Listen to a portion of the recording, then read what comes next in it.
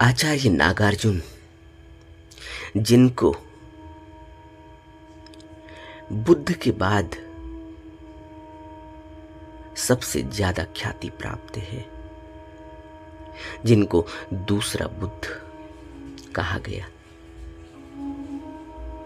नागार्जुन ने प्रतीत्य समुत्पाद यानी कार्य और कारण के सिद्धांत को विकसित रूप में शून्यवाद के नाम से व्यक्त किया।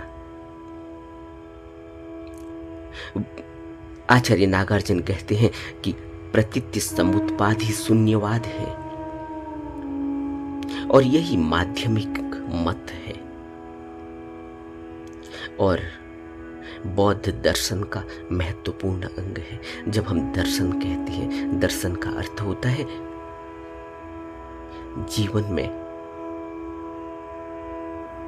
उसको अनुभव में ले आना। दर्शन को हम साधारणतः यह समझते हैं कि किसी वस्तु को देख लेना। देख लेना दर्शन नहीं है, दर्शन अनुभव। दर्शन का अर्थ है अनुभव। अगर हम दर्शन को अनुभव में के अर्थ से देखते हैं, तभी हम अपना वह दर्शन कर पाएंगे जो हम असल में हैं। प्रतीत्य समुत्पन्न यानी कारण पर निर्भर रहना। कोई भी कार्य बिना कारण के उत्पन्न नहीं हो सकता और कार्य किसी कारण पर ही निर्भर रहता है। कोई भी कार्य हम करते हैं बिना कारण के नहीं करते। इसीलिए जब शून्यवाद की बात होती है, शून्यवाद का अर्थ है, शून्य का अर्थ है रिक्तता। अगर कोई रिक्तता न हो, अगर कोई कमी न हो, आपने कभी जीवन में अपने अनुभव किया? कोई भी रिक्तता, कोई भी कमी हमें कार्य के लिए, हमें कर्म के लिए धक्का मारती है। कमी ही धक्का मारती है कर्म के लिए। अगर कमी न हो तो फिर कर्म के लिए धक्का नहीं पड़ता।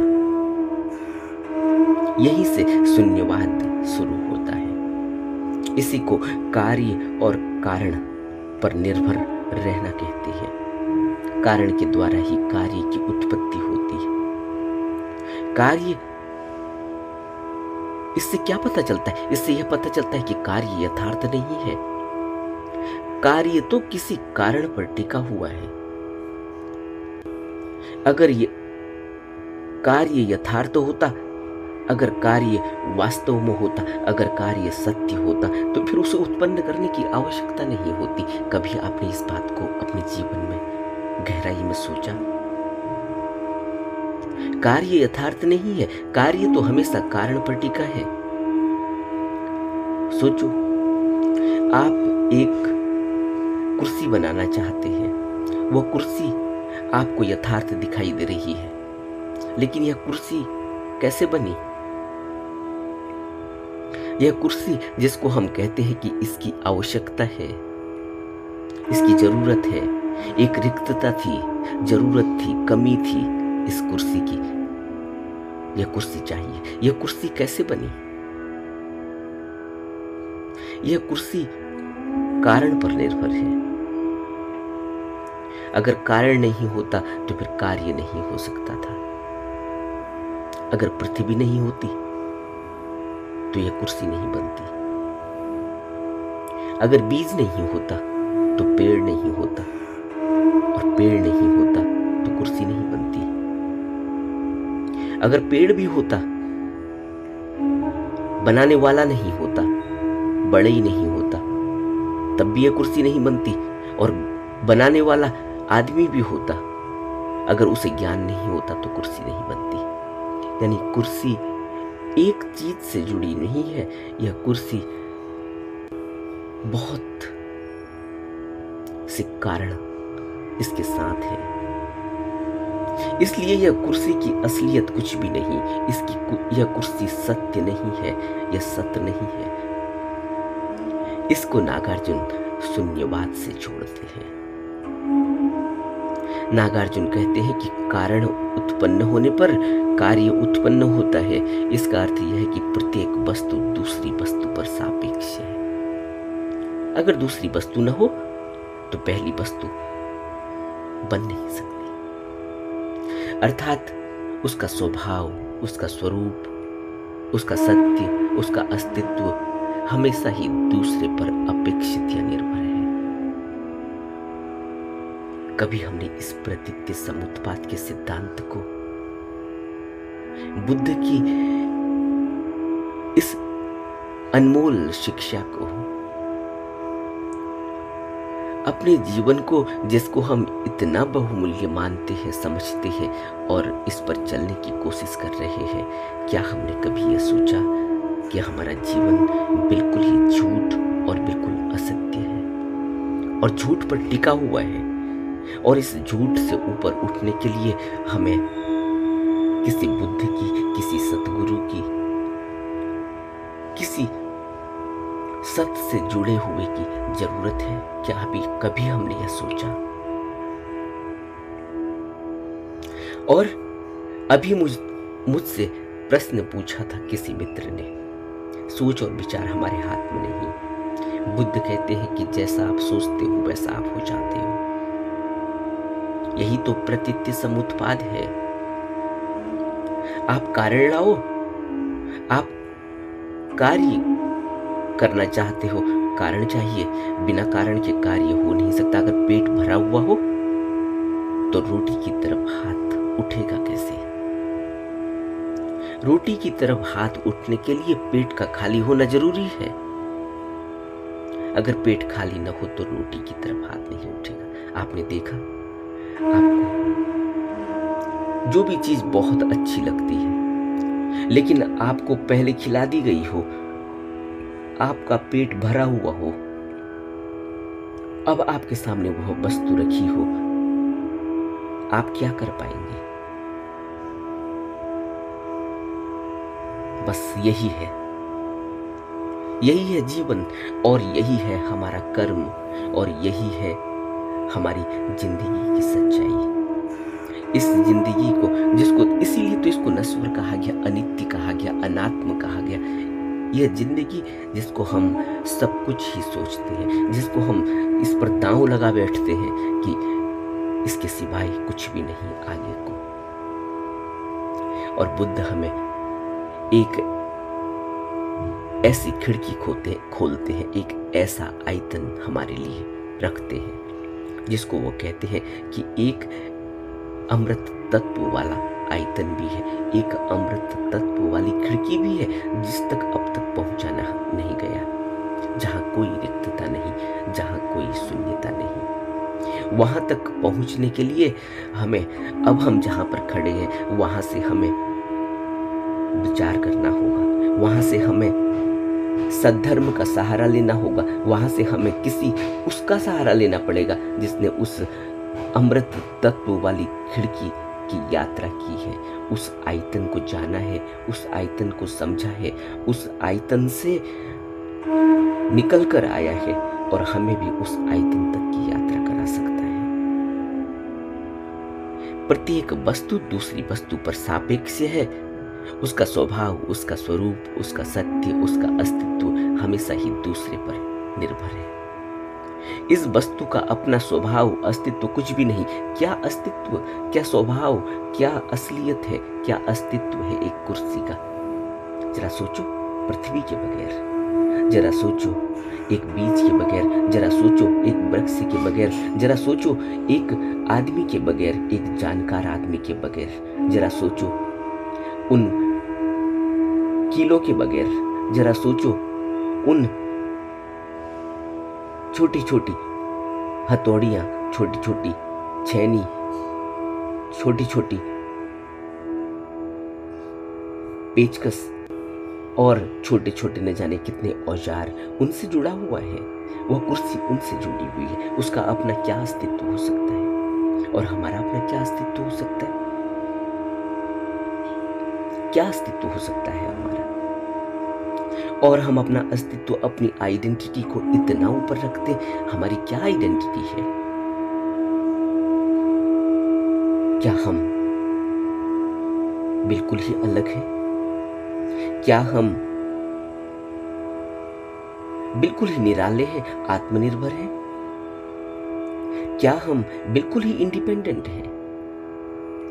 इंडिपेंडेंट की बात हम करते हैं, स्वतंत्रता की हम बात करते हैं, हम क्या स्वतंत्र हैं?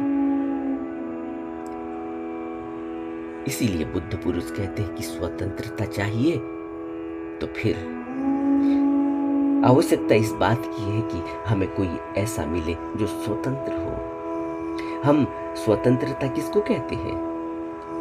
हम स्वतंत्रता कहते हैं कि अगर हमारा देश स्वतंत्र है, अगर हमें बोलने की आज़ादी है, हमें रहने की आज़ादी है, हमें खाने की आज़ादी है, हमें काम करने की आज़ादी है, तो हम स्वतंत्र हैं। हम जो कुछ सोचते हैं वो कर सकते हैं, तो हम स्वतंत्र हैं। लेकिन बुद्ध नहीं मानते। बुद्ध कहते हैं कि हम स्वतंत्र नहीं। स्वतंत्रता एक वह स्थिति है जहाँ बुद्ध खड़े हैं, जहाँ सतगुरु खड़ा है, जहाँ सतपुरुष खड़ा है। और इसीलिए तो बुद्ध ने धम्मपद में कहा कि जब किसी को वह ज्ञान होता है, वह प्रज्ञा उठती है, वह सद्धर्म का पता चलता है, तो उसकी स्थिति ऐसी ही है जैसे वह किसी चोटी पर खड़ा है, किसी पर्वत पर खड़ा है और वहां से नीचे देख रहा है। वहां से उसे पूरी दुनिया दिखाई देती है, पूरी धरती दिखाई देती है, वहां के लोग दिखाई देते हैं, घास फूस पेड़ पौधे दिखाई देते हैं, पूरा जीवन दिखाई देता है और वह उतने ऊपर खड़ा है, बिल्कुल ही स्वतंत्र खड़ा है। सब कुछ दिखाई दे रहा है, अपनी आंखों से दिखाई दे रहा है, किसी की कोई आवश्यकता नहीं, कोई उसको ऐसी कोई मशीनरी नहीं चाहिए कि उसे कुछ देखना है तो कोई मशीन की आवश्यकता होगी। वह इतने ऊपर खड़ा है उस पर्वत पर जिस पर्वत से सब कुछ दिखाई देता है। इसलिए बुद्ध कहते हैं कि स्वतंत्रता अभी हमें पता नहीं चला, अभी हमें अपने अस्तित्व का कुछ पता नहीं चला। इस प्रकार प्रत्येक वस्तु दूसरी पर सापेक्ष होने के कारण निस्वभाव है, उसका कोई स्वभाव नहीं। स्वभाव दूसरे पर जुड़ा हुआ है। क्या स्वभाव है हमारा? कभी हमने सोचा? माँ को अभी कुछ हो जाए तो एक बच्चे का स्वभाव तुरंत बदल जाएगा। अभी तो खुश है। एक छोटा सा बच्चा जो अपनी माँ का पल्लू पकड़े हुए है और बाजार में गया हुआ है, बाजार में तरह तरह के रंग तमाशों को देखता है, चकाचौंध को देखता है तो बड़ा आनंदित होता है, बड़ी खुशी होती है। उसको चारों तरफ देख रहा है, उसको बिल्कुल ही मदहोशी सी छा जाती है। लेकिन तभी तक खुश है जब तक माँ के पल्लू को पकड़ा है जोर से और माँ थोड़ा सा उसको झिड़क के छिटक के किनारे पर खड़ी हो जाए और वो माँ को न देख पाए। वही वस्तु जो अभी तक उसे इतना अट्रैक्ट कर रही थी, लालायित कर रही थी, आकर्षित कर रही थी, वह वस्तु सामने वही है, लेकिन वह रोने लगता है, चिल्लाने लगता है, गिड़गिड़ाने लगता है, जमीन पर लेट जाता है, उसको पसीना पसीना हो जाता है, उसका हाव भाव सब बदल जाते हैं। और बुद्ध कहते हैं कि अगर सापेक्ष न हो कोई वस्तु तो वो स्वभाव है उसका, लेकिन हम सभी एक दूसरे से ऐसे जुड़े हुए हैं कि हमारा कोई स्वभाव नहीं, निस्वभाव है, स्वरूप शून्य है, पूरा ही शून्य है। शून्यवाद के अनुसार प्रतीत्य समुत्पाद का अर्थ वस्तुओं के परस्पर सापेक्षता, निस्वभावता अर्थात शून्यता है। सोचो तो दुख क्यों है जीवन में? यह दुख कहाँ से आया? इस दुख को हम दूसरे के ऊपर डाल देते हैं कि उसके कारण दुख है। हकीकत क्या है हमारे जीवन की? वह दूसरे के कारण दुख क्यों है? वो दूसरा आया कहाँ से जीवन में? कभी हमने ये सोचा? वह तो हमारी चॉइस है। जो ये प्रश्न पूछ रहे हैं कि सोच और विचार हमारे हाथ में नहीं, क्या चॉइस हमारे हाथ में नहीं? इस दुख को क्या मैंने नहीं बुलाया? अगर मैंने नहीं बुलाया होता तो मैं तो बिल्कुल ही शून्य हूँ। जो मैं हूँ, जो बुद्ध है, वह तो बिल्कुल शून्य है। तो फिर यह दुख मेरे जीवन में क्यों है? बुद्ध क्यों कहते हैं कि दुखारी सत्य है? कभी हमने इस पर गहरा विचार किया? हम नहीं कर पाते। क्यों? क्योंकि अभी हमारा वो दायरा नहीं, अभी हमारी वो सोच नहीं। अभी तो हम दूसरे से इस कदर इतने इंटेंगल्ड हैं, इतने जुड़े हुए हैं, एक जंजीर की तरह जकड़े हुए हैं। और ये बेड़ियां जो हमने पहन रखी है, इन बेड़ियों की वजह से जो जेल खाने में हम कैद हैं और हम सोचते हैं कि हम स्वतंत्र हो जाएंगे। अगर ये बेड़ियां खुल जाए, अगर ये सलाखें टूट जाए, अगर ये दरवाजा खुल जाए जेल खाने का, तो हम स्वतंत्र हो जाएंगे। लेकिन स्वतंत्रता हमें मिलेगी कैसे? कोई तो चाहिए उस जेल खाने की चाबी लेकर आने वाला, कोई तो चाहिए जो उस दरवाजे को खोले, कोई तो चाहिए जो उन बेड़ियों को काटे। हम अपने से करना चाहते हैं, क्या कभी कर पाएंगे? हम कहाँ हैं आज? और हमने कितने दुख इकट्ठे किए हैं। प्रतीत्य समुत्पाद का सिद्धांत हमें क्या कह रहा है? आचार्य नागार्जुन हमें क्या बता रहे हैं? कभी हमने जीवन में यह बातें समझने की कोशिश की कि इस दुख का मूल कारण मैं खुद हूं, मैं स्वयं हूं, मैं ग्रसित हूं, मैं इकट्ठा करता हूं इन दुखों को। क्यों? क्योंकि यह दुख जिसको मैं सुख समझ कर इकट्ठा कर रहा हूं, यह अंत में दुख हो ही जाएंगी, इससे मैं बच नहीं सकता। यह दुख में कन्वर्ट हो ही जाएंगी, आज नहीं तो कल हो जाएंगी, कल नहीं तो परसों हो जाएगी। मृत्यु से पहले पहले सब दुख बदल जाता है, इसीलिए तो मृत्यु इतना बड़ा दुख बन जाती है। लेकिन बुद्ध कहते हैं कि मृत्यु दुख नहीं। कोई सत्पुरुष, कोई सतगुरु यह नहीं कहता कि मृत्यु दुख है। सतगुरु, सतपुरुष, बुद्ध पुरुष तो हमें मृत्यु के बाद उस अनंत यात्रा की तरफ, उस झरोखे को खोल देते हैं जहां प्रकाश ही प्रकाश है, रोशनी ही रोशनी है, और हम अपना पूरा जीवन अंधकार में बिता रहे हैं। बाहर की रोशनियां जलाकर, बाहर के सूर्य को देखकर हम कितनी देर प्रकाशमान हो सकते हैं? और कबीर हमसे कहते हैं कि हम वासी उस देश के जहां जाति, वर्ण, कुल कुछ भी नहीं है, और हम वासी उस देश के जहां बिन सूरज उजियारा हो, बिन पवन हवा। ये बातें हम यहाँ समझ नहीं सकते, पढ़ लेते हैं लेकिन समझ नहीं सकते, क्योंकि वो झरोखा भी हमारा खुला नहीं। अभी हमें किसी सत्पुरुष की जरूरत महसूस नहीं हुई। हमारा दुख अभी उस कदर नहीं हुआ कि जहां पर हमारी छटपटाहट इतनी बढ़े कि अब हमें फिर कुछ दिखाई नहीं देता। अभी कुछ दिनों पहले मेरी मुलाकात हुई एक मित्र से। उनकी छटपटाहट इतनी ज्यादा थी, उनके जीवन का दुख, उनके सब कुछ उनके जीवन में है, लेकिन उसके बावजूद भी उनका दुख, उनकी पीड़ा, उनके अंदर वो कमी, वह रिक्तता इतनी ज्यादा थी जिसको नागार्जुन हमें बता रहे हैं। रिक्तता है तभी कार्य की उत्पत्ति होती है। और रिक्तता कैसे भरेगी? या तो हम फिर से इसी दुनिया के सामानों को इकट्ठा करने की कोशिश करें अपने बंदर रूपी इंद्रियों से। और बंदर के अंदर वो समझ नहीं है। बंदर किसी थ्योरम को सॉर्ट आउट नहीं कर सकता। बंदर किसी फॉर्मूले को लगाकर कोई डिसीजन नहीं ले सकता, कोई हमें उत्तर नहीं दे सकता, कोई हमें उस उद्देश्य तक नहीं पहुंचा सकता। उसके अंदर सोचने समझने की ताकत नहीं है। और हमारे अंदर सोचने समझने की ताकत, इसी को बुद्ध ने कहा प्रज्ञा। प्रज्ञा आधार है निर्वाण का। उन मित्र की तड़प इतनी थी कि एक दिन ऐसा भी हुआ कि जब उनकी वह तड़प उनको सतगुरु तक ले गई, और सतगुरु के दर्शन करके उनके अंदर जो शांति घटित हुई है उसका उन्होंने बखान किया। जीवन इसी तरह का है। और बड़े वजह की बात यह है कि हम सतगुरु को, हम बुद्ध को खोजने जाते हैं दूर दूर। हम सोच रहे हैं किसी मंदिर में मिलेगा, किसी मस्जिद में मिलेगा, किसी गुरुद्वारे में मिलेगा, किसी दूसरे देश में मिलेगा। खूब लंबी यात्रा करनी पड़ेगी, कहीं पहाड़ पर बैठा होगा। और हकीकत यह है कि 10 कदम की भी जरूरत नहीं है। हमारे अंदर वो आंख नहीं है कि हम सतगुरु तक पहुंच सके, हम बुद्ध तक पहुंच सके। बुद्ध स्वयं चलकर आता है, और बुद्ध कहीं है थोड़ी। बुद्ध कहते हैं कि अगर सत्य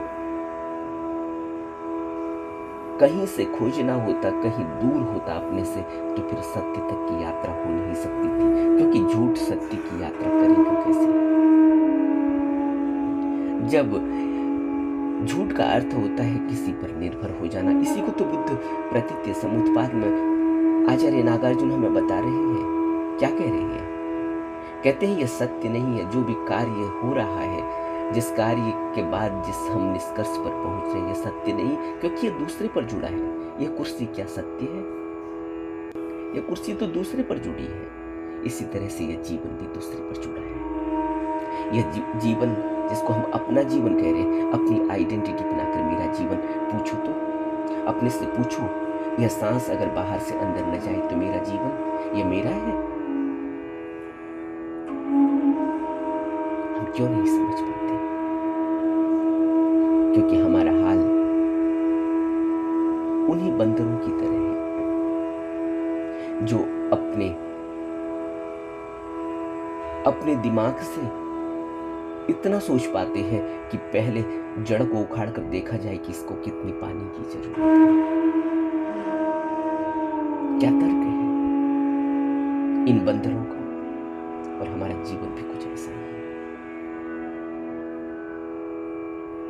काश हम थोड़ा एकांत में बैठकर विचार कर पाते, काश हम बुद्ध की शिक्षा को समझ पाते, काश हम आचार्य नागार्जुन के शून्यवाद को, सापेक्षवाद को, प्रतीत्य समुत्पाद को समझ पाते। हम समझ नहीं पाते हैं, और समझने से पहले ही हम यह मान लेते हैं कि हम समझ गए। हम समझ सकते नहीं, हम किताबों से समझ सकते नहीं। किताबें तो हमें एक पॉइंटर है, हमें कुछ बता रही है, कहीं की तरफ को इशारा कर रही है। लेकिन समझ तो हमें उसी दिन आएगा जिस समय ये सद्धर्म हमारे अंदर उतरेगा, जब हम इस सद्धर्म को अपने अंदर टच करेंगे, जब हम उससे जुड़ेंगे, जब इस बाहर के सूर्य की हमें जरूरत नहीं होगी। हम वासी उस देश के जहां बिन सूरज उजियारा है। हमें बहुत गहरे में सोचने समझने की जरूरत है, विचार करने की जरूरत है, और अपने जीवन को टटोलने की जरूरत है कि प्रतीत्य समुत्पाद के इस सिद्धांत में मैं किस तरह से जकड़ गया हूं। और अभी भी जितनी मैं छटपटाहट करता हूं अपने से, उतना मैं और ज्यादा इस दलदल में नीचे की तरफ जाता हूं। अब मुझे कोई एंकर चाहिए, अब मुझे कोई ऐसा चाहिए जो मेरा हाथ पकड़ ले। अब मुझे कोई ऐसा चाहिए जो मुझे सहारा दे, मुझे हाथ पकड़े मेरा और मुझे खींच ले ऊपर को।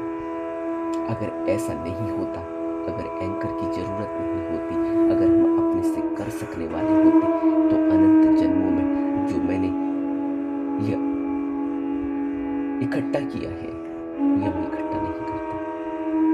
और अब मैं आज उस स्थिति में हूं कि जरा सा भी मैं हाथ पांव हिलाता हूं तो मैं और दलदल में नीचे की तरफ जाता हूं, ऊपर नहीं जाता। यही मुझे समझने की जरूरत है, और इसीलिए मुझे किसी बुद्ध की आवश्यकता है। और इसीलिए बुद्ध कहते हैं कि बुद्ध इस दुनिया में हमेशा रहते हैं। अगर बुद्ध नहीं होते तो फिर इसे दुनिया चल नहीं सकती थी। कबीर कहते हैं, संत न होते इस जगत में तो जल मरता संसार।